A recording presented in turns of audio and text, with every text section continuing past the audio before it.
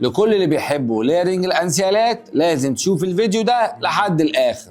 يلا بينا. اول انسيال معانا من شركة لازوردي، وهو لما بيتلبس بيدي شكل الاسورة، بس هو انسيال عادي، ولون الحجارة الاخضر ده طالع ترند جدا الفترة دي، خاصة واحنا داخلين على فصل الصيف والساحل بقى والكلام ده. وعندنا الوان حجارة كتيرة جدا موجودة في فروعنا، سواء ازرق او اخضر او حتى الاحمر. وعلشان نكمل الليرنج حطينا انسيالين سادة على اليمين والشمال، علشان كفاية الحجر الاخضر الكبير في النص. وتاني ليرنج معانا للناس اللي بتحب انسيالات اللعب، والانسيال اللي في النص ده من لازوردي موجود منه لعب كتير جدا، وفي اوزان خفيفة من اول 2.5 جرام. وحبينا نخلي اللوك سيمبل وهادي، وحطينا انسيالين جروميت، واحد سادة هادي والتاني في شكل جديد لسه جاي فروعنا. وتالت ليرنج معانا انا مستني اسمع رايكم فيه، يا ترى كده حلو ولا وحش؟ وبس كده، كان معاكم دكتور ياسر الطويل، وده الجواهرجي.